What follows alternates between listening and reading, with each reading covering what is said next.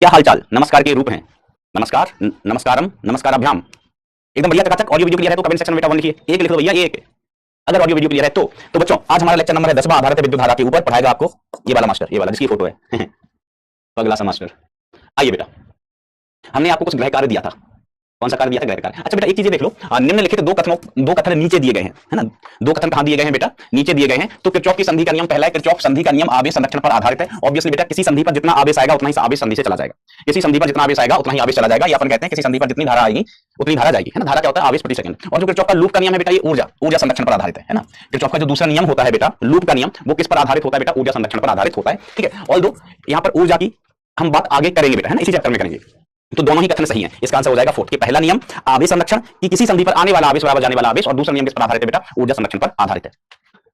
ठीक है, ऊर्जा ऊष्मा शक्ति, इसकी बात हम बेटा आगे करेंगे इसी चैप्टर में। किसमें बेटा? इसी चैप्टर में करेंगे। अब मैंने आपको गृह कार्य दिए थे तो तुरंत से भी पहले आप ये बता दो कि सर कौन सा सवाल नहीं आया। अच्छा सर कौन सा सवाल नहीं आया का मतलब सर कौन सा सवाल पूछना है, जल्दी से बताते चलो। नंबर लिख लो बेटा जल्दी सवालों के। अब एक बच्चा लिखेगा सर सभी, क्योंकि उसने पीपीटी खोल के ही नहीं देखी होगी, एक भी क्वेश्चन ट्राई ही नहीं किया होगा घर पर, और वो लिखेगा सर सभी बता दो। आप प्रकट हो। ओ मेरे डाउट देता हूं, प्रकट हो, मंत्र पढ़ूं क्या? जल्दी से भाई कमेंट देखना, comment. All done, very good बेटा, ऑल डन, वेरी गुड बेटा, वेरी गुड। चलो हम देख लेते हैं खुद से। कुछ क्वेश्चन तो ऐसे हैं जो ऑलरेडी अपन कर चुके हैं क्लास में।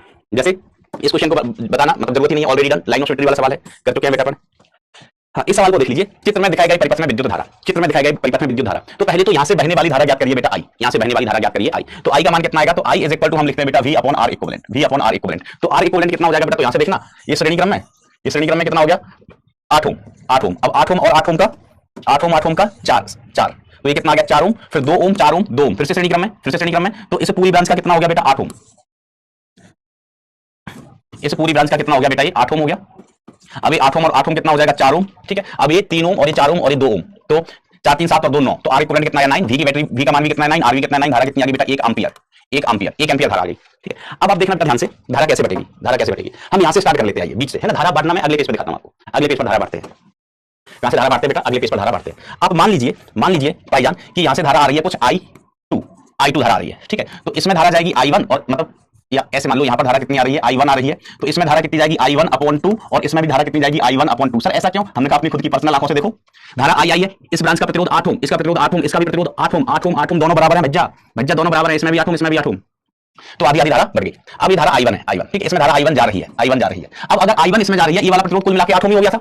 इधर का ये कुल प्रतिरोध कितना हो गया था? 8 ओम। देखो 2 4 8 8 8 का 4, और फिर यहाँ पर 4 ओम आ गया था। ये सब मिलकर कितना आ गया था बेटा? 4 ओम। ठीक है, तो इधर के बाद ये पूरा प्रतिरोध 8 ओम था। आप चाहो तो इस फोटो में देख सकते हैं कि यहाँ पर पूरा प्रतिरोध कितना हो गया था? ये वाला 4 ओम हो गया था। तो इस ब्रांच का जो कुल प्रतिरोध है वो 8 ओम।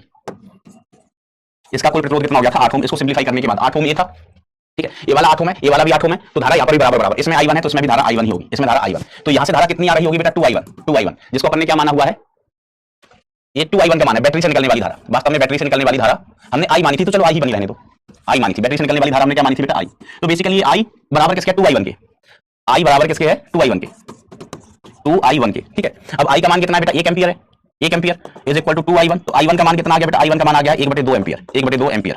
और I1/2 का मान कितना आ जाएगा? I1/2 हो जाएगा बेटा, I1 अपॉन 2 हो जाएगा मेरे दोस्तों 1/4 एम्पियर, 1/4 एम्पियर। सिमेट्रिकल सर्किट है भाई। ये 8 ओम, तो इसमें I/2, तो इसमें भी I/2। यहां से धारा आ रही थी I1, फिर इसको सिंप्लीफाई किया तो इस ब्रांच का पूरा प्रतिरोध कितना बन गया था? ये 8 ओम बन गया था, पूरा का पूरा मिला के 8 ओम हो गया था। तो इधर I1 और 8 ओम ये है, तो इधर भी I1, इधर I1 है, तो यहां से धारा कितनी आनी चाहिए? 2I1 आनी चाहिए। तो 2I1 और I एक ही है, सेम ब्रांच में बह रही है, तो I का मान किसके बराबर बेटा? 2I1 के बराबर।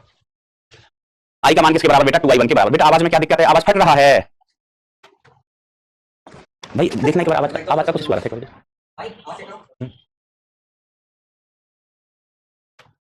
हेलो बेटा, अभी आवाज क्लियर है क्या?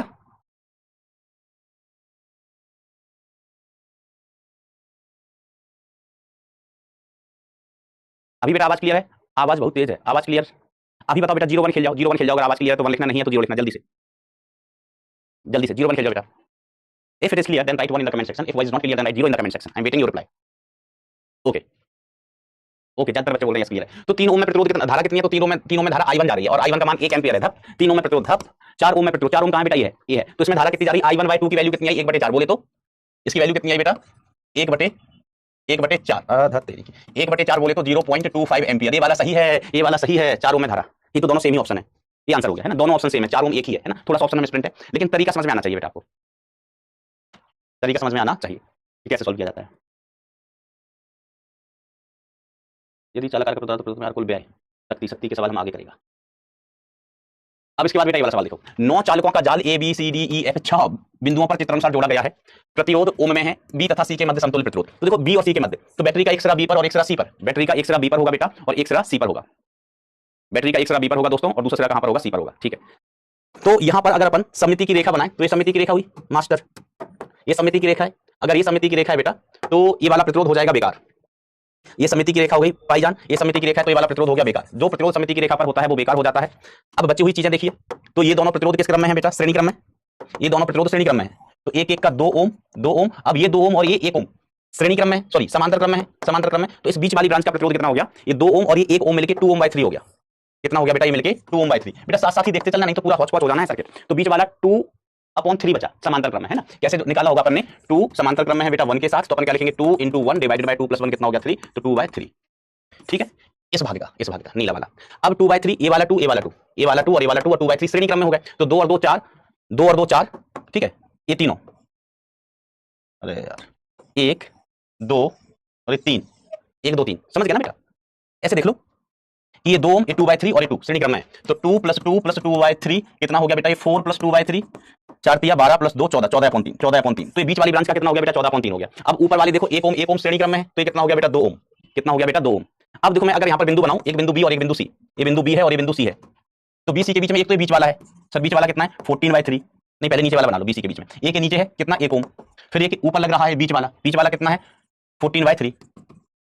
फिर इसके बाद एक और है भैया यहाँ पर कितने का? 2 ओम का। ये तीनों पैरेलल में है। ठीक है, तो इन दोनों का आर इक्विवेलेंट 2/3 हो गया, इसका और इसका। तो मैं एक बार और सर्किट बना देता हूं। ये पॉइंट बी है, ये पॉइंट सी है, तो ये वाला और ये वाला ऐड होकर कितना आ गया? पैरेलल में 2/3 और इसके साथ पैरेलल में है कितना? 14/3। तो अब यहां से देखो ये जो आर इक्विवेलेंट है फाइनली ये दोनों समांतर में, तो समांतर में आर इक्विवेलेंट होता है बेटा R1 R2 divided by R1 + R2। तो R1 + R2 कितना होगा? 14/3 प्लस का 2/3, तो ये हो गया 28/9 है ना। 28/9 डिवाइडेड बाय ये 16/3, 16/3 जोड़ के, तो 3 से गया कितना? या 3, और इसको हम कितने से काट दें? 4 से काट दो, तो 4 चौको 16, 4 7 28, तो अंततः ही कितना आ गया? 7/12। क्या आपका भी यही आ रहा है? क्या आपका भी 7/12 आ रहा है? यस, मेरा 7/12 आ रहा है। जो 7/4 लिख रहे हैं उन्होंने वाला 3 छोड़ दिया है, 4 × 12 ऊपर 7 बचा, 7/12। यस। तो बेटा लाइन ऑफ सिमेट्री जैसे ही आपने बनाई तो उसके बाद सिर्फ श्रेणी और समांतर बचता है, और आपको ध्यान देके एक स्टेप से ऐड करना है। अब आप देखो कि सर देखो, वैसे हम कहते हैं कि नोट्स देख के आपको सारी चीजें समझ में आ जाएंगी, लेकिन अगर आप इसका सॉल्यूशन देखो, है ना, आपने वीडियो नहीं देखा हो, पीडीएफ देख के आप इसका सॉल्यूशन समझने की कोशिश करो, कुछ नहीं समझ पाओगे। तो शुरुआत से वीडियो देखो क्योंकि सर्किट हौच-पौच होता जाता है, तो आप खुद से बनाएंगे तो पूरा चीज समझ जाएंगे कि क्या है एक स्टेप। ठीक है, ये है। इसके बाद हमने ये वाला डायग्राम बनाया था, इसके बाद हमने ये वाला डायग्राम बनाया था। ठीक है, बीच में बस इसको सॉल्व किया था, अब देखो स्वाद फिर से 9 चालक के जाल को ए बी सी डी 6 बिंदुओं पर चित्रानुसार जोड़ा गया है। तो ए तथा डी के मध्य समतुल्य प्रतिरोध, भाई साहब आप तो फंस गए, ए और डी के मध्य समतुल्य प्रतिरोध निकालना है। बैटरी यहाँ है, अब समिति अमिति की रेखा नहीं है, अब समिति अमिति की रेखा बेटा यहाँ पर नहीं है। ठीक है, तो अपन सोचते हैं, मैं भी सोचता हूँ, आप भी सोचना कि क्या हो सकता है, क्या कर सकते हैं अपन। मैं भी सोच रहा हूँ, आप भी सोचना। इधर से धारा निकली 1 2 3, ओके, और मुझे तो कुछ समझ नहीं आ रहा है भाईजान। 6 बिंदु हैं, 6 बिंदु हैं, क्या करें भैया? कुछ समझ ना आ रहा हो तो देखो बेटा, हम इन रास्तों को देखें कि यहां से जो धारा चली, देखना बेटा ध्यान से, ए से मान लीजिए धन का सिरा है और ये ऋण का सिरा है, बैटरी यहां लगी होगी ए और डी के बीच में, तो यहां से जो धारा चली तो उसको एक रास्ता मिला ऐसा, ध्यान देना, और यहां से धारा चली, यहीं से धारा निकलेगी बेटा पॉइंट ए से धारा चली, उसको दूसरा रास्ता मिल गया ऐसा, दूसरा रास्ता मिल गया भैया ऐसा। ठीक है, अब इसके बाद देखना अपन आगे बढ़े। ठीक है, अब यहां से धारा मान लीजिए कितनी गई आई, तो इस ब्रांच में भी कितनी जाएगी आई, बिल्कुल एक जैसी ब्रांच है, दोनों एक जैसी ब्रांच है। आगे भी देख लो ब्रांचेस बिल्कुल एक जैसी हैं, फिर वही धारा यहां से आगे बढ़ी। ठीक है, और यहां से भी फिर वो धारा आगे गई। ठीक है, अब फिर देखो यहां पर कि फिर धारा आगे गई, धारा घुसना कहां से है? डी से। तो यहां से धारा जितनी धारा आई थी धन सिरे से, उतनी धारा जाएगी किससे? ऋण सिरे से, इससे धारा जाएगी आई। ठीक है, इसमें धारा आई गई, ठीक है, तो यहां से धारा आई आएगी, यहां से धारा आई आएगी। तो अब आप देखो आपको किन बिंदुओं के विभव समान लग रहे हैं, कौन से बिंदु लग रहे हैं कि उनके साथ एक जैसी घटनाएं घट रही हैं। तो देखो ए से धारा चली बी पर पहुंची, ए से धारा चली सी पर पहुंची, ओ जैसा बी के साथ हो रहा है वैसा ही सी के साथ, जैसा बी के साथ है भाई साहब वैसा ही सी के साथ है, तो हम कह सकते हैं मेन पॉइंट। ये अच्छा सवाल है, इसलिए हमने जो अच्छे सवाल है उनका लिखा होता है कि ट्राई करना है ना, इस पर भी लिखा था ट्राई करना, लेकिन ये आसान था, इसमें समिति की रेखा बन रही थी, इसमें समिति की रेखा भी नहीं बन रही भाई। तो जैसा पॉइंट बी के साथ है वैसा ही पॉइंट सी के साथ हो रहा है, तो V B is equal to V C, और जैसी कहानी बेटा पॉइंट ई के साथ है वैसा ही कहानी पॉइंट एफ के साथ है, एंड हम कहेंगे विभव किसका पॉइंट ई का बराबर होगा विभव किसका पॉइंट एफ का। देखो पीला बी पहुंचा, पीला सी पहुंचा, मतलब बी पर भी पीला, सी पर भी पीला, मतलब बी सी एक जैसे। फिर लाल ई पर लाल एफ पर, तो लाल ई पर पहुंचा, लाल एफ पर पहुंचा, तो ई और एफ के साथ भी बिल्कुल एक जैसी चीजें हो रही हैं, तो ई और एफ के विभव समान, जिनके विभव समान होते हैं, समान विभव के बीच में जुड़े हुए प्रतिरोध बर्बाद हो जाते हैं, बर्बाद होगा, इनको छोटी गंगा में बहा दो बेटा, बर्बाद होगा, इनको उठा के फेंक दो छोटी गंगा में, यहां से डिस्कनेक्ट कर दो इनको, इनका जीवन बर्बाद है बेटा, ये भी बर्बाद और ये भी बर्बाद, ये भी बर्बाद और ये भी बर्बाद, ये बर्बाद है बेटा।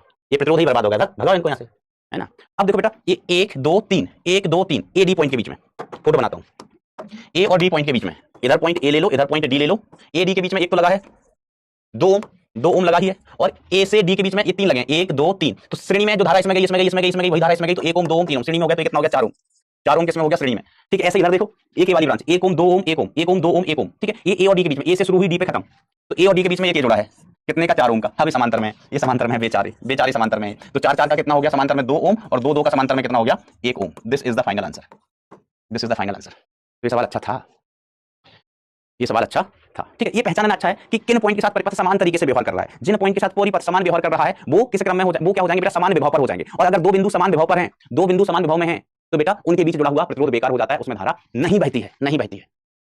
अच्छा चलो मैं इसको एक तरीके से और सॉल्व करने की कोशिश करता हूं। देखो मैंने पहले कभी किया नहीं है इस तरीके से, मैं कोशिश कर रहा हूं, हो सकता है रास्ता मिले, हो सकता है रास्ता नहीं मिले। एक तरीका तो मैंने बता दिया, एक तरीका तो मैंने बता दिया, आंसर तक अपन पहुंच गए, ठीक है। अब हम एक तरीका और पहली बार ट्राई कर रहे हैं। ऐसा होता है ना कि कोई सब्जी होती है अपन पहली बार ट्राई करते हैं, अब कैसी बनेगी नहीं पता, बनने के बाद ही समझ आएगा कि खाने लायक है या नहीं है, ठीक है। तो हम बनाने की कोशिश कर रहे हैं, आप मेरी सहायता करना।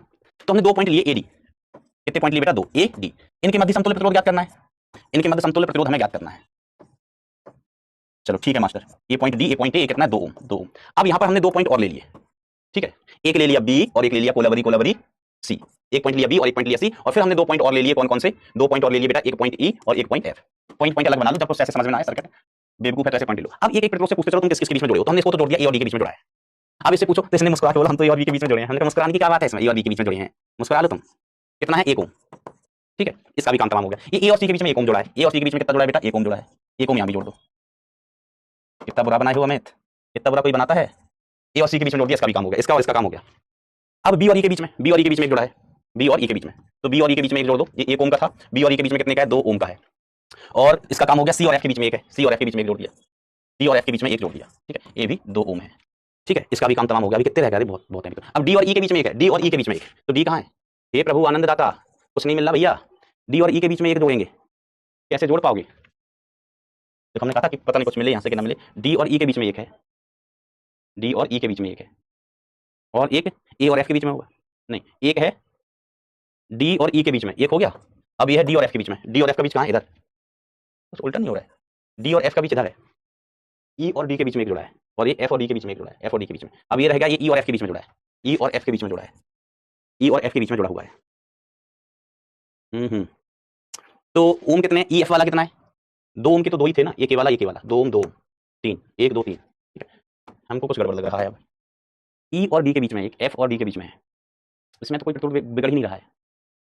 तो ये 1 ओम है और ये 3 ओम है, तो चलो जोड़ के देखते हैं। 1 ओम 3 ओम का इस सीरीज में कितना हो गया, 3 ओम हो गया, 3 ओम और 1 ओम समांतर में कितना हो गया 3/4, 3/4, 3/4 और ये 1 ओम, 3/4 और ये 1 ओम कितना हो गया 3/4 ये वाला हो गया, और ये 1 ओम कितना हो गया 7/4, 7/4 ये कितना हो गया बेटा 7/4, 7/4 और ये 1 ओम, 7/4 और 1 ओम समांतर में है, तो 7/4 इंटू 1 ओम बटे 7/4 + 1, 7/4 + 1, तो ये कितना आया 7/4 डिवाइडेड बाय 11/4, तो 7/11, 7/11, 7 कितना हो गया 11 हो गया, तो इतना 7/11 हो गया। ये तो बहुत बुरा आ रहा है कुछ, ये क्या हो गया बेटा 7/11। मैंने कोई सर्किट छोड़ तो नहीं दिया सर, ए सी के बीच 1 ओम है, कोई ए और सी के बीच में 1 ओम है, हाँ ठीक है, एफ और सी के बीच में 2 ओम है, ए सी वाला मिसप्रिंट है, ए से सी कहाँ है, अच्छा ए से सी मैंने जोड़ा ही नहीं है, या तेरी सब गड़बड़ हो गया, इसलिए मैं कह रहा हूँ उल्टी सीधी कैलकुलेशन क्यों आ रही है, मैं डर गया भाई। चलो अपन फिर से बनाते हैं, एक पॉइंट ए, दूसरा पॉइंट डी, तो ए डी के बीच में एक, ए डी के बीच में एक 2 ओम का, ए डी के बीच में एक 2 ओम का, तो चलो ये हो गया, ठीक है। इधर पॉइंट लिया मैंने बी, इधर पॉइंट लिया C, B C, B C, B C point उधर ले लें, ए सही जोड़ा है ना, तो बी सी पॉइंट मैं यहां लेता हूं, सी पॉइंट, ठीक है, ए बी सी, और इधर कितना है एफ ई एफ, ए से बी जुड़ा है और ए से ही सी जुड़ा है, ए से ही सी जुड़ा है, तो यार ए से ही सी जुड़ा है, तो सी को मैं यहां ले लूं, सर ले लो, लेके देखते हैं सी को, और इधर ले लेता हूं कौन सा बेटा बी सी हो गया। अब यहां ले लिया हमने ई और यहां ले लिया एफ, ए ई एफ, ठीक है 6 पॉइंट है, A D B C E F, 6 point लिए बेटा मैं। अब जोड़ते चलो कौन किसके बीच में, तो ए और बी के बीच में एक है 1 ओम का, ठीक है, ए और सी के बीच में, ए और सी के बीच में एक है 1 ओम का, 1 ओम का, ठीक है, डी और ई के बीच में ये हो गया, डी और ई के बीच में एक है 1 ओम का, डी और ई के बीच में एक है 1 ओम का, ठीक है, डी और ई के बीच वाला हो गया, और एफ और डी के बीच में एक है 1 ओम का, एक है 1 ओम का, ठीक है, ध्यान देना कोई छूट ना जाए। चलो अब कौन कौन रह गया है, बी और ई के बीच, बी और ई के बीच में एक है 2 ओम का, बी और ई के बीच में एक है बेटा 2 ओम का, ठीक है, इसका भी काम होगा। एफ और सी के बीच में एक है 2 ओम का, एफ और सी के बीच में एक है बेटा 2 ओम का, 2 ओम का, ठीक है। कोई छूटा भी? बी और सी के बीच वाला छूट गया। बी और सी के बीच में एक जोड़ा हुआ है, बी और सी के बीच में बेटा एक जोड़ा है इधर, बी और सी के बीच में, B C B C B C B C का, बी और सी के बीच में 1 ओम का है, 1 ओम का, ठीक है। और यहां से अपन देखें तो ई और एफ के बीच में एक जोड़ा है 1 ओम का, ई और एफ के बीच में एक जोड़ा है, ये भी 1 ओम का है, 1 ओम का, 1 ओम का। अब ध्यान देना, सीरीज पैरेलल अभी नहीं लिखे। अब देखो बेटा ये बैटरी का धनसिरा है, बैटरी का ये धनसिरा, और मान लीजिए बैटरी का ऋणसिरा, बैटरी का ऋणसिरा। अब यहां से जो धारा जाएगी, इसको एक प्रतिरोध मिला तो इसका प्रभाव हमने कहा x, तो यहां से जो नीचे धारा गई इसका भी एक ही प्रतिरोध मिला है, तो जैसा यहां हो रहा है ऊपर जाने पर वैसा ही नीचे जाने पर हो रहा है। अगर इस बिंदु का प्रभाव हमने x कहा तो इस बिंदु का प्रभाव भी x हो गया, तो ये बेकार हो गया, x और x के बीच में जुड़ा है। इसी प्रकार से बेटा आप देखो d से अगर हम यहां जाएं, d से e जाए तो हमें एक प्रतिरोध मिला, ठीक है, तो इसका प्रभाव हमने क्या कह दिया, बाई कह दिया, ठीक है। तो d से बिल्कुल सिमेट्रिकल हम नीचे जा रहे हैं, तो ये बिंदु भी बाई ही हो गया, ये बिंदु कैसा हो गया बेटा, बाई ही हो गया। अब ये भी बाई, तो इनके बीच में जो प्रतिरोध जुड़ा है ये बेकार हो गया, ये प्रतिरोध कैसा हो गया बेटा, बेकार हो गया, ये वाला प्रतिरोध बेकार। आप सोचोगे कि सर ये भी तो दोनों बाई के बीच में जुड़े हैं, हमने कहा नहीं बीच में जंक्शन है, बीच में जंक्शन है, बीच में जंक्शन है, तो ये दोनों प्रतिरोध हो गया बेटा बेकार। अब ये दोनों प्रतिरोध बेकार होने के बाद देखो हमारा परिपथ क्या बचेगा, दोनों प्रतिरोध बेकार होने के बाद परिपथ क्या बनेगा, बचेगा ये दोनों बेकार हो गया, हटा दो, इनको हटा दो। जैसे इनको हटाओगे तो ये एक ब्रांच बची है, एक ब्रांच बची है 4 ओम की, हाँ मास्टर, एक ब्रांच बची है 4 ओम की, इधर ये ए और डी, इधर एक ब्रांच है बेटा 2 ओम की, क्या बढ़िया सवाल है। और इधर इनको हटाओ, एक कनेक्शन हटा दो, ये हटाओ, ये हटा दो ना, तो इतना बचा है सर, इतना, एक ब्रांच बची है 2 ओम है, ये कितना 2, तो एक प्रतिरोध और है एडी के बीच में 2 ओम, सॉरी 4 ओम का, देखो 1 ओम 2 ओम 1 ओम 4 ओम। अब 4 का कितना हो गया 2, और फिर ये वाला 2 और ये वाला 2 समांतर में, 2 समांतर में 2 के साथ कितना गया 1 ओम। आंसर थोड़ी ना बदलेगा। देखो बेटा हमने नई सब्जी ट्राई की थी पहली बार, नई सब्जी ट्राई की थी पहली बार, बन गई, नमक भी सही है, आंसर भी सेम ही आया। हाँ बेटा जाकर तो वही हो गया, अल्टीमेटली होना चाहिए, आंसर तो सेम ही आएगा, तरीका बदल दोगे तो आंसर बदल जाएगा, तरीका बदल दोगे तो क्या आंसर बदल जाएगा। तो हमने दो तरीके से कर दिया, बिंदु बिंदु मान के, और ये कैसे, आप किसी भी तरीके से समझ लो, जैसा बिंदु बी के साथ है वैसा ही बिंदु सी के साथ है, तो बी और सी के प्रभाव बराबर है, ये ज्यादा आसान लग रहा है हमको, ठीक है। अब यहां से देख लो, ये डी है, तो यहाँ डी जैसा व्यवहार ई के साथ कर रहा है वैसा ही सेम सिमेट्रिकल परिपथ एफ के साथ है, तो ई और एफ के भी प्रभाव बराबर, तो ये दोनों प्रतिरोध को हमने छोटी गंगा में बहा दिया था। अब ये लाइन बची है सीरीज की, ये लाइन बची है सीरीज की, तो ये 4 का 2 और बीच का ये 2, बीच का ये 2, समझ गए भैया, 1 ओम, जो भी तरीका आपको लिखे अच्छा लगे। बेटा फिजिक्स डिफिकल्ट नहीं है, कोई भी सब्जेक्ट डिफिकल्ट नहीं होता है, आसान सवाल करोगे सब्जेक्ट आसान लगेगा, अच्छे सवाल करोगे सब्जेक्ट कठिन लगेगा। सवाल देखो आसान और कठिन बेटा सब्जेक्ट नहीं होता है, रियली आसान या सरल होता, मतलब आसान या कठिन होता है सवाल, आसान और कठिन होता है बेटा सवाल, सब्जेक्ट नहीं होता। आपको जो सब्जेक्ट आसान, कोई कहते हैं नहीं हमको ज्योग्राफी मतलब भूगोल बहुत आसान लगता है, भूगोल में वैसे बेटा ऐसे सवाल बनाए जा सकते हैं ना, ऐसे सवाल बनाए जा सकते हैं कि एक सवाल लेके ना 4 दिन घूमते रहोगे। तो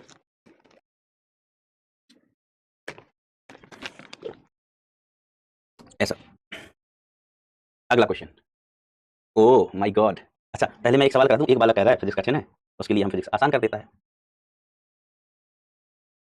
लो अब तुमको फिजिक्स बहुत आसान लगेगा, अब फिजिक्स तुमको बहुत आसान लगेगा, हम ये वाला सवाल करवाए तो 6 समान प्रतिरोध पी क्यू आर बिंदुओं के बीच इतना सा जोड़ गए, किन बिंदुओं के मध्य कुल प्रतिरोध का मान अधिकतम होगा, मतलब समतुल्य प्रतिरोध अधिकतम होगा, ठीक है, किन बिंदुओं के मध्य। तो हम एक एक करके सभी बिंदुओं के मध्य समतुल्य प्रतिरोध निकालते हैं। तो आर इक्विवेलेंट निकालो बेटा पी और क्यू के मध्य, पी और क्यू के मध्य, बेटा ये भी जेई का ही सवाल है, जेई के सवाल तो आसान होते हैं। पी और क्यू के मध्य निकाला, पी और क्यू के मध्य, तो देखना पी और क्यू के मध्य आर आर आर कितना हो गया, r/3 पैरेलल में, ये आर आर कितना हो गया, r/2 हो गया, पैरेलल में है दोनों, फिर दोनों आपस में सीरीज में, तो ये r/3 प्लस r/2 जोड़ के कितना हो गया 5r/6, 5r/6। अब ये 5r/6 और ये वाला r, ये दोनों समांतर में है, तो 5r/6 समांतर में है किसके साथ, r के साथ, तो ये कितना हो गया 5r/6 into r divided by 5r/6, 5r/6 plus r, बताओ कितना आ गया। तो सर ये आ गया 5r इंटू r बटे 6 और होल अपॉन 6 5 11, हाँ जोड़ना तो आना ही चाहिए बेटा, 6 5 11 अपॉन 6 6 गया, r से एक r बेकार हो गया, तो ये 5r/11।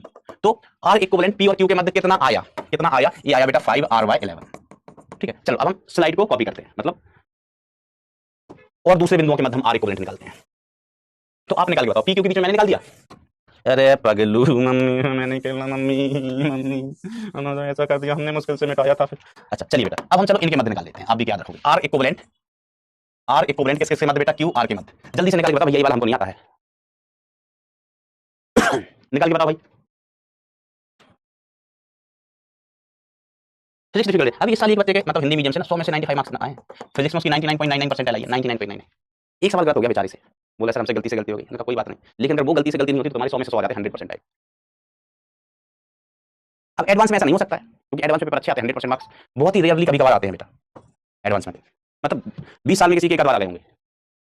तो इनके बीच निकाले r का r/2, r का r/2, ठीक है, ये r/3 है ही, ये r/3 है ही। अब ये r/3 और ये वाला r सीरीज में, तो ये कितना हो गया 4r/3। अब बेटा ऐड करना तो आपको आना चाहिए कि 1 + 1/3 4/3 होता है। अब ये 4r/3 और r/2 आर इन पैरेलल, तो 4r/3 पैरेलल में है किसके, r/2 के, ये वाली ब्रांच पैरेलल में है, तो पैरेलल में r इक्विवेलेंट क्या हो जाता है 4r/3 into r/2 divided by 4r/3 plus r/2। हे प्रभु क्या करने वाले हो, 4r² डिवाइडेड बाय 6 बटे 4 दूनी 8 4 तिया 11, 11 आर बाय 6, 11 आर बाय 6 मचा दो खाचा फूटा, तो 6 से 6 गया, आर से आर गया। तो यहाँ पर बेटा जो आर इक्विवेलेंट आया इन दिस पर्टिकुलर केस वो कितना आया, आर इक्विवेलेंट किसके बीच में, क्यू और आर के बीच में, ये कितना आया 4 आर बाय 5।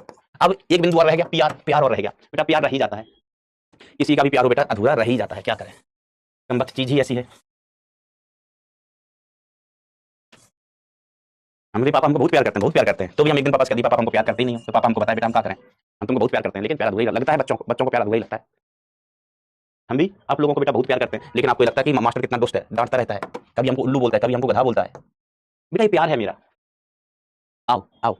अब हम आर इक्विवेलेंट निकाल के देखते हैं, तो जो सवाल आसान होता है उसमें कई बार क्या थोड़ा टाइम ज्यादा कंज्यूम करवा लेते हैं। अब देखो हमको तीन तीन चेक करना पड़ रहा है, तीन तीन बार आर इक्विवेलेंट निकालना पड़ रहा है। अब इनके मध्य निकाल के देख लो, तो ये आर बाई टू, आर और आर बाई टू, आर और आर बाई टू सीरीज में हो जाएंगे बेटा, 3 आर बाई टू। अब 3 आर बाई टू और ये आर बाई थ्री, ये आर बाई थ्री हो गया, आर आर आर पैरेलल में आर बाई थ्री, तो आर बाई थ्री पैरेलल में होगा किसका, 3 आर बाई थ्री के। ओह गजब है, तो आर बाई थ्री इंटू सिर्फ आर। पागल आदमी, तुमने तो शुरू कर दिया होगा लिखना मिसप्रिंट, मिसप्रिंट क्यों कर दिया था ना शुरू, मिसप्रिंट मिसप्रिंट लिखना। You guys are very fast, हमसे जल्दी आंसर निकाल लेते हो आप, तो मिसप्रिंट मिसप्रिंट भी तो हमसे जल्दी ही लिखोगे। 3 आर स्क्वायर बटे 6 और इधर कितना है 3 3 9 2 11। क्या सवाल सेट किया है, क्या वैल्यू सेट की है, 11 आर बाय 6, 6 से 6 उड़ी बाबा, आर से आर उड़ी बाबा, तो ये कितना बचा है 3 आर, ऊपर 3 आर बटे में 11, बटे में 11। अब देख लो ठीक है, तो पी क्यू के मध्य कितना आया, इसके मध्य आया था बेटा 5 आर बाय 11, इसके मध्य आया था बेटा 5 आया था, 7 आया था, यस, इसके मध्य आया था 4 आर बाय 11 और इसके मध्य आया प्यार के मध्य 3 आर बाय 11। देखो सबसे कम मान किसका आया, प्यार का ही आया, पी आर का ही आया, तो सबसे कम इसका इन्होंने अधिकतम पूछा है। क्या पूछा है अधिकतम, तो ये सवाल कठिन तो नहीं था, हो सकता है तुलनात्मक रूप से थोड़ा समय ज्यादा लग जाए, कंपैरेटिवली थोड़ा समय ज्यादा लग जाए, बट सवाल wasn't tough at all. Question गिनना बेटा कितने कर चुके होंगे इस टॉपिक में अपन सवाल। अब ये मुझे सवाल बहुत अच्छा लगता है, ये सवाल मेरे दिल के करीब है। ये सवाल कभी नहीं कहता कि मास्टर आप प्यार कम करते हो हमसे, ना ही हम इस सवाल को कम प्यार करते हैं, बहुत प्यार करते हैं सवाल को। स्टार बना दिए इस पर, चांद सितारे तोड़ लाया हूं मैं इसके लिए, इस सवाल के लिए। चित्र में अनंत भाग वाले परिपथ पर विचार कीजिए, बिंदु ए तथा बी के मध्य वोल्टेज कितना है, भी है। प्रत्येक भाग के बाद कार्यरत वोल्टेज का मान आधा हो जाता है, प्रत्येक भाग के बाद कार्यरत वोल्टेज का मान कैसा हो जाता है, आधा आधा। तो ध्यान देना यहाँ पर वोल्टेज ए और बी के मध्य वोल्टेज कितना है बेटा, भी, तो हम इसको 0 वोल्ट ले लें तो ये भी वोल्ट हो गया, विभवांतर भी है, कार्यरत विभवांतर कितना है बेटा, भी है, विभवांतर मतलब विभव का अंतर, तो इसका विभव भी मान लिया, इसका 0, तो विभवांतर कितना है, भी है। ओके मास्टर, अब ये कह रहे हैं कि प्रत्येक भाग के बाद जैसे हम यहां से यहां गए तो वोल्टेज कितना रह गया, आधा हो गया, v/2 हो गया, v/2 हो गया। हम यहां से यहां गए तो वोल्टेज फिर आधा हो गया, तो v/2 का आधा v/4, हम और आगे जाएंगे तो v/8 हो जाएगा, और आगे जाएंगे तो ये आधा आधा होता जाता है। ऐसा सवाल में कहा गया है, मैं नहीं कह रहा, सवाल में कहा गया है ऐसा। सर इधर तो हमने कहा देखो ये वाला पॉइंट, इसका विभव 0 वोल्ट है, प्रतिरोध मिला क्या, नहीं मिला 0 वोल्ट, इसका भी 0 वोल्ट, यहाँ तो 0 वोल्ट है, यहाँ पर भी 0 वोल्ट, क्यों, प्रतिरोध है नहीं तो सीधा तार है ना, अगर ये बिंदु बी है तो ये भी बी सब बी आएंगे, सब बी आएंगे। ओके चलिए आओ माय डियर फ्रेंड्स, अब हम क्या करते हैं, इस नोड की बात करते हैं। इस नोड को नाम दे देता हूं मैं कुछ x। इसमें मान लीजिए यहां से धारा कितनी जा रही है, I1, यहां धारा कितनी जा रही है, I2, यहां पर धारा कितनी जा रही है, I3। तो इस नोड पर अपन देखें, ध्यान देना बेटा, इस नोड पर यहां पर एक प्रतिरोध है, एक प्रतिरोध यहां पर है, एक प्रतिरोध यहां पर है, हमने फोटो बनाई है, ये 0 वोल्ट पर है, ये v/2 वोल्ट पर है और ये v वोल्ट पर है। इसका मान R1 है, इसका मान भी R1 है और इसका मान है R2। हमने धारा कैसे मानी है, यहां से धारा आ रही थी बेचारी I1, यहां धारा जा रही है बेचारी, धारा बेटा कभी बेचारी नहीं होती, कभी लग गई ना धारा प्राण निकल जाते हैं, धारा बहुत खतरनाक होते हैं, करंट। हाँ चलिए, तो अगर हम इस संधि की बात करें तो संधि पर आने वाली धारा बराबर संधि से जाने वाली धारा, I1 बराबर I2 प्लस I3। ओके, अब धारा क्या होता है बेटा, I हम जानते हैं विभवांतर, विभवांतर अपॉन R। तो I1 इसमें धारा है इसमें, तो यहाँ पर विभवांतर कितना है बेटा, v/2 है, इसका विभव कितना है बेटा, इसका विभव v/2 सवाल में बोला गया आधा हो जाता है। तो इस धारा I1 का मान लिखें तो विभवांतर v minus v/2 upon R1। ठीक है मास्टर, I2 का मान लिखें, I2 इसमें बह रही है, अच्छा ये v/2 नहीं पगले, ये v/4 होगा। अच्छा तुमने तो लिख दिया होगा बेटा मिसप्रिंट, तो v/2 से इधर जा रही धारा, तो ये v/2 minus v/4 divided by R1, ये भी R1 है। I3 इसके और इसके बीच में बह रही है, तो यहाँ विभवांतर कितना, v/2 माइनस 0 अपॉन R2। अब देखो बेटा इसको मैं थोड़ा सा सिंप्लीफाई कर लूं, तो v माइनस v/2 कितना हो गया, ये v अपॉन 2 R1। ठीक है master, v minus v/2 is v/2 upon R1। इधर क्या बचा है बेटा, ये v/4 R1, इसको घटाओगे तो v/4 बचेगा, 4 नीचे चला गया तो v/4 R1। इसको हम लिखेंगे तो प्लस का v/2 R1, प्लस का v/2 R1। अब ये जो v है ज्यादा उछल कूद कर रहा था ना, v को छोटी गंगा में बहा दो। हे भगवान हमने कुछ गलती कर दी, हे भगवान हमसे कुछ गलती हो गई, हमसे कुछ पागल है। फिजिक्स इतना प्यारा सब्जेक्ट है, तुम कहीं गलती कर भी दो ना तो 2 मिनट बाद समझ में आ जाता है कि तुम कहीं कर आए हो, तुम कहीं करके आए हो, ब्लंडर एकदम भारी मिस्टेक करके आए हो। ठीक है, अब इसको इधर बुला लो, इसको इधर बुला लो, तो बेटा यहाँ से ये क्या बचेगा, 1/2 R1 minus 1/4 R1 is equal to 1/2 R1, 1/2 R2, 1/2 R2। इसको इधर रहने दिया, इसको इधर बुला लिया, तो इसको हम घटाएंगे तो ये कितना बचा, 1/4 R1, 1/4 R1 is equal to 1/2 R2, 1/2 R2। अगले पन्ने पे ले चलते हैं, तो 4 R1 is equal to 2 R2, तो R1 upon R2 is equal to, R2 को इधर बुलाया तो 2/4 इज 1/2, तो R1 अपॉन R2 का मान कितना आ गया, 1/2 आ गया। R1 अपॉन R2 इज 1/2, बोलो भाई। अच्छा तुम कमेंट में बिजी हो क्या, R1 अपॉन R2 इज 1/2, कितने लोग समझे, इस मेरे प्यारे से मासूम सवाल को हम सब समझाओ, है ना बेटा। देखो एक लाइन थी यहाँ तक, इसके बाद बेटा कुछ नहीं है, इसके बाद हमारा कर्तव्य खत्म, इसके बाद सिर्फ कैलकुलेशन है, इसके बाद सिर्फ कैलकुलेशन किया, जोड़ना घटाना। हमने यहाँ धारा माना I1 यहाँ I2 यहाँ I3, इस विधि को बोलते हैं नोडल एनालिसिस। तो I1 = I2 + I3, I1 का मान लिखा विभवांतर अपॉन R, विभवांतर अपॉन R, विभवांतर अपॉन R, उसको सिंपलीफाई कर दिया। डिफिकल्ट बिल्कुल नहीं था।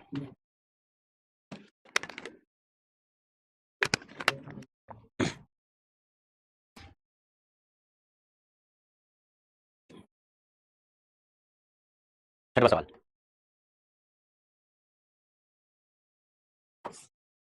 Very good very good. ये सवाल इतने परसेंट बच्चे समझे, वेरी गुड। ये लाइन ऑफ सिमेट्री से देखो भैया, ये लाइन ऑफ सिमेट्री है कि नहीं है? 2 4 2 2 है, लाइन ऑफ सिमेट्री है। कौन कह रहा नहीं है? कौन कह रहा है नहीं है? मुझसे मिलवाओ उसको, ये लाइन ऑफ सिमेट्री है। तो ये वाले प्रतिरोध हो गए भाई सब बेकार, ये वाला तुम निपट गए, लगाओ इसको, ये भी निपट गया, ये भी निपट गया। अब चाहिए क्या हमें? तो धारा I1 का मान, धारा I1 का मान हमें चाहिए होगा। I1 किस में जा रही है? बीच वाले में जा रही है, बीच वाले। तो R इक्विवेलेंट निकालो ना। देखो R इक्विवेलेंट बड़ी जल्दी मिलता है। R इक्विवेलेंट ऊपर का 4, नीचे का 2 और 2 4, 4 4 का 2, नीचे का 8, 2 और 8 पैरेलल में, 2 और 8 पैरेलल में, तो कितना हो गया? 8 दूनी 16 10, 8/5। R इक्विवेलेंट 8/5 आ गया। बोलो यही आ रहा है क्या? R इक्विवेलेंट बेटा यही आ रहा है क्या? जल्दी बोलो। R इक्विवेलेंट आया तो धारा I = कितना हो जाता है? V upon R equivalent. V का मान कितना दिया गया? 8 वोल्ट, तो 8/8/5। आहा स्वाद। तो ये कितना आ गया? 5 एम्पीयर। ये कर गया। तो यहां से धारा जो जा रही है वो 5 एम्पीयर जा रही है। अब 5 एम्पीयर में से अब आप देखना, हमें इसमें धारा चाहिए, तो इन दोनों का कितना हो गया? इतना ही पर्पस बना दूं बेटा। ये 8/5 सबको समझ में आ गया? 8/5 सबको समझ में आ गया जो ध्यान दे रहा है? Yes sir. तो अब एक काम करो ना, अगर समझ नहीं आ रही बात आपको, तो ये पॉइंट है ए। अब ये 2 ओम 2 ओम 4 ओम 2 ओम 2 ओम 4 ओम और 4 4 का पैरेलल में कितना बचा? 2, तो एक 2 ओम बचा है भाई साहब, यहाँ एक 2 ओम बचा है, और नीचे ये 4 4 का 8 ओम बचा है, 8 ओम। धारा हमें किसमें से निकालनी है? इसमें से। इसमें धारा I1 बह रही है, हमें I1 का मान चाहिए। तो I1 = अपन कैसे लिखेंगे? कुल धारा, तो कुल धारा कितनी आ रही है? 5 एम्पीयर। धारा बांटने वाला नियम याद है ना? तो अपन क्या करते थे, इसमें धारा निकालनी, इसमें धारा, तो विपरीत वाला प्रतिरोध दैट इज 2 ओम। कुल धारा 5 एम्पीयर, कुल धारा 5 एम्पीयर बटे कुल प्रतिरोध R1 + R2 बोले तो 10 ओम। तो एक कट के कितना आ गया भैया? ये आ गया 2, और 2 से 2 हो रही बाबा। I1 = 1 ampere. I1 = 1 ampere. ये ऑप्शन इज द करेक्ट, ये ऑप्शन इज द करेक्ट। इसमें से 1 एम्पीयर जाएगी, इसमें से कितनी जाएगी? तो हम कहेंगे 2 2, टोटल 5 आ रही है। एक इसमें से गई, एक इसमें से गई, बची कितनी? 4, बची कितनी? 4। तो ये 2 एक जैसी ब्रांच है, तो 2 इसमें से जाएगी, 2 इसमें से जाएगी। ओ मतलब आपको मजा नहीं आया क्या बेटा? अंकित तुम क्यों मजे दे रहे हो किसी को? तुम्हें क्या जरूरत पड़ रही है किसी को मजे देने की, और उसके बाद पूछ भी रहे हो? चुटकुले सुनाते हो तुम, स्टैंड अप कॉमेडियन बनने आए हो कि मजा आया कि नहीं आया? हैं कि हमने जोक सुनाए बहुत, तुमको मजा आया कि नहीं आया? बेटा ये दुनिया हमेशा मजा लेने की तैयार रहती है। तुम गलतियां तो करो, तुम एक गलती करोगे, एक गलती पर ना दुनिया, मोहल्ले वाले, रिश्तेदार तुम्हारे ऐसे मजे लेंगे तो मुंह नहीं दिखा पाओगे लोगों को। इसलिए कह रहे हैं पढ़ाई कर लो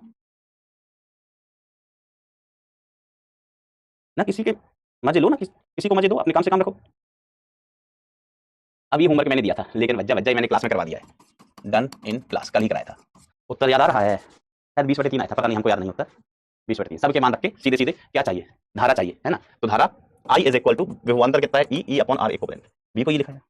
और कोई सवाल है क्या बताने लायक भाईजान? ये भी हमने करवा दिया था, this is also done in class, है ना? ये कल ही कराया था, हमको उत्तर भी आता है 7R/64, 7R/64 कल ही कराया था भाईजान।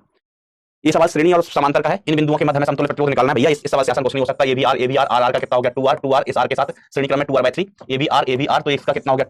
2R और फिर ये R, तो 2R और R का ये कितना हो गया? 2R/3। ऐसे बेटा 2R और ये R का कितना हो गया? 2R/3। अब 2R/3 और R 2R/3 ये दोनों श्रेणी क्रम में है। किस क्रम में है बेटा? श्रेणी क्रम में। तो ये कितना हो गया? 4R/3। अब ये 4R/3 और ये वाला R समांतर क्रम में, 4R/3 समांतर क्रम में है R के साथ, और फिर बेटा इसको जोड़ देना, फिर समांतर में इसको सॉल्व कर लेना भैया, है ना? आसान सवाल है, आसान सवाल है। ये वाला हम क्लास में करवा चुके हैं, डन इन क्लास। इसका हम उत्तर भी बता रहे, एल पर निर्भर नहीं करता है, आएगा। जेई का ही सवाल है ये भी। अब हमें आगे बढ़ना है ना भाईजान हमें क्या करना है? आगे बढ़ना है। तो बढ़ने दोगे आगे कि नहीं बढ़ने दोगे? सर बढ़ने देंगे, क्या नहीं बढ़ने देंगे? हमने कहा शाबाश, बढ़ने दो आगे। अच्छा बेटा हमें एक आध केस और करवाएं। बढ़िया बोलो, आप इजाजत दो तो आओ।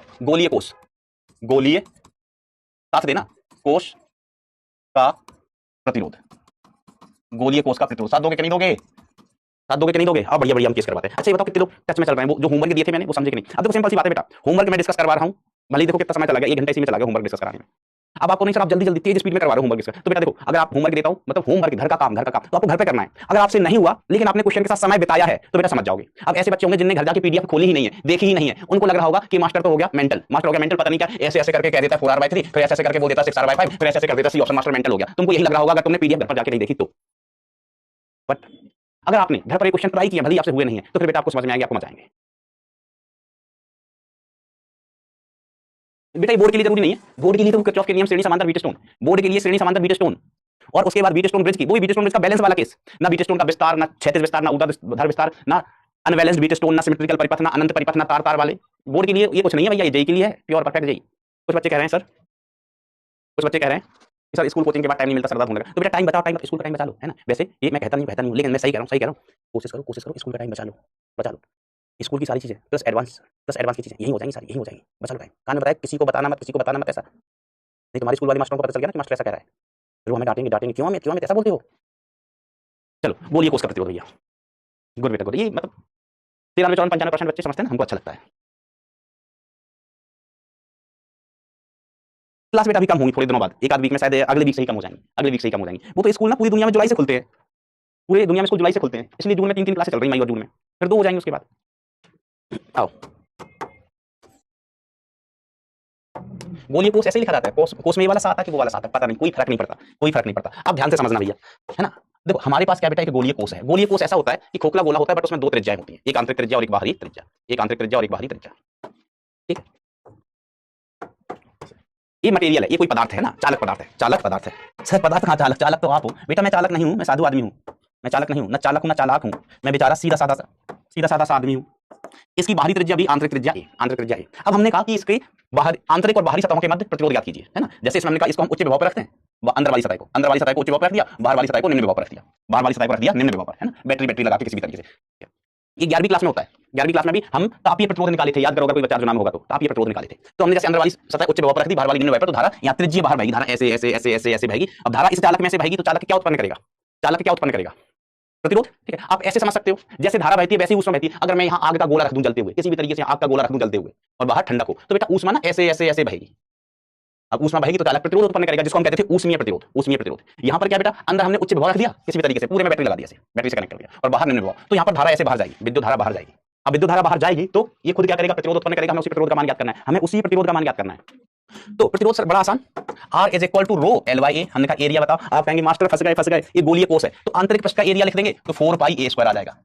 अंदर वाले पृष्ठ का पृष्ठ क्षेत्रफल लिखेंगे तो 4πr²। तो हम अंदर वाले का नहीं लिखते हैं, बाहर वाले का लिखेंगे। बाहर वाले का पृष्ठ क्षेत्रफल कितना, 4πb², है ना। गोलीय पृष्ठ का पृष्ठ क्षेत्रफल कितना होता है बेटा, 4πr²। अंदर की त्रिज्या ये, बाहर की त्रिज्या भी। तो अगर हम क्षेत्रफल ये वाला ले लेंगे तो ये बुरा मान जाएगा, अगर हम ये वाला ले लेंगे तो ये बुरा मान जाएगा। मतलब क्षेत्रफल लगातार बदल रहा है, जैसे जैसे हम बाहर जाएंगे तो उसका क्षेत्रफल लगातार बढ़ेगा, पृष्ठ क्षेत्रफल लगातार बढ़ेगा। तो पृष्ठ क्षेत्रफल अगर लगातार बदल रहा है, लगातार बढ़ रहा है, तो भैया हम डायरेक्ट सूत्र नहीं लगा सकते हैं। ऐसे केसेस में हम क्या करते हैं, छोटा सा टुकड़ा काटते हैं। हम क्या काटते हैं बेटा, छोटा सा टुकड़ा काटेंगे और उसका छोटा सा प्रतिरोध लिखेंगे।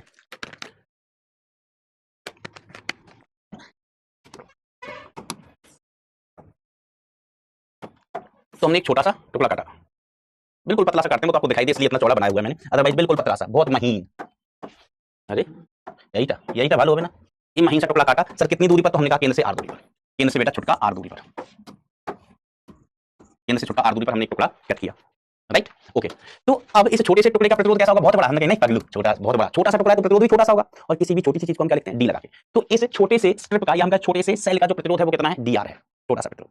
अब इसकी चौड़ाई कितनी है ना, ये इसकी चौड़ाई कितनी बेटा, dr चौड़ाई का हमने, है ना, इस पट्टी की चौड़ाई ये dr है ना, इसकी चौड़ाई, दिस चौड़ाई इज dr, ठीक है। तो रो L/A, L का मान बताओ कितना लोगे, L का मान, L वो लंबाई होती है जिससे धारा को जाना है।